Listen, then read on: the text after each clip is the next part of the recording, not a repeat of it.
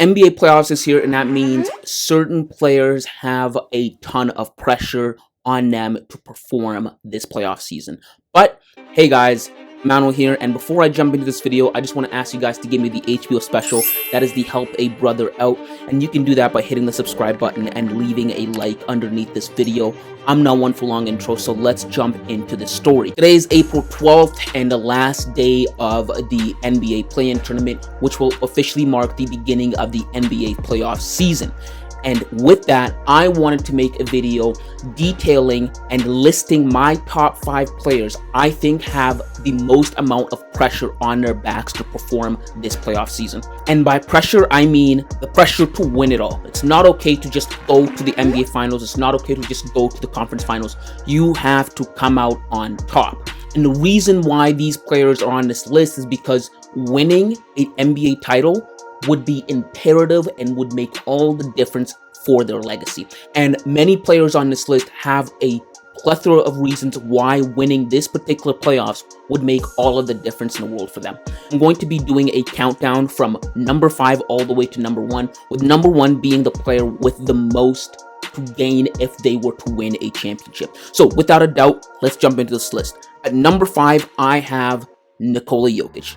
The reason I have Nikola Jokic making this list and being number 5 is because of this. It's finally time for Nikola Jokic to win an NBA championship. The Denver Nuggets organization has done a tremendous job of giving Nikola Jokic everything he needs in order to win a championship. They've built a great team around him. They've drafted great talent. Jamal Murray, Micheal Porter Jr. They've developed all those talents. They've acquired role players like Aaron Gordan. They've drafted secondary talent like Christian Braun last year, who's turned out to be a really great addition to the team.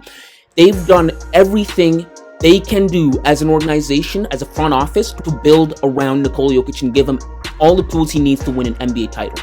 Nikola Jokic is a 2-time MVP, a back-to-back MVP, and might even win it again this year, and he would be a 3-time MVP, three-peating for the first time since 1984. If he were to do that, the only thing left on his resume to do would be to win an NBA title.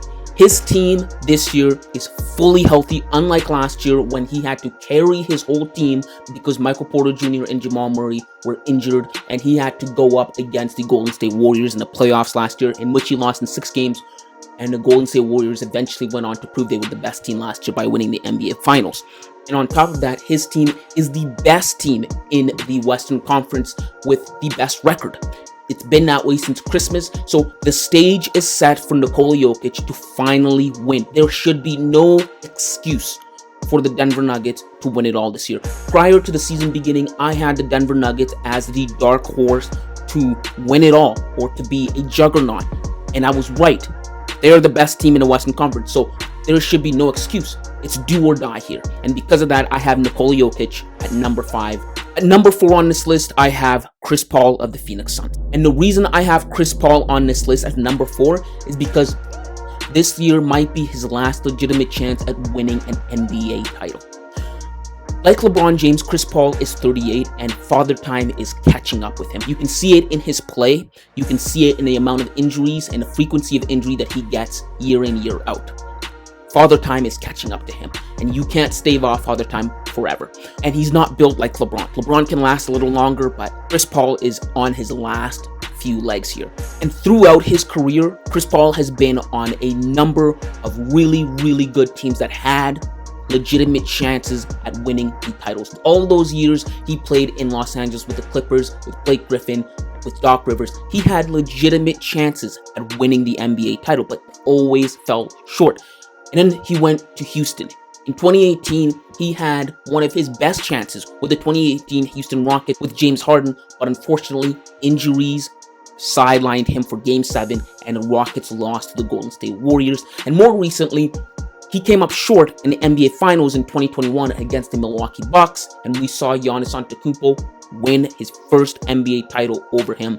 So, with Kevin Durant joining his team this year, with Devin Booker being healthy, this year is looking to be his final chance at a hoorah NBA title. He must capitalize on this opportunity. This is a once-in-a-lifetime opportunity for him. I think if he wins a championship this year, he probably would retire. And also, I think if he doesn't win a championship this year, he'd probably retire as well, because his age is just catching up to him. He's at the age at which Kobe retired. Because of that, the pressure is on Chris Paul to win an NBA title this year.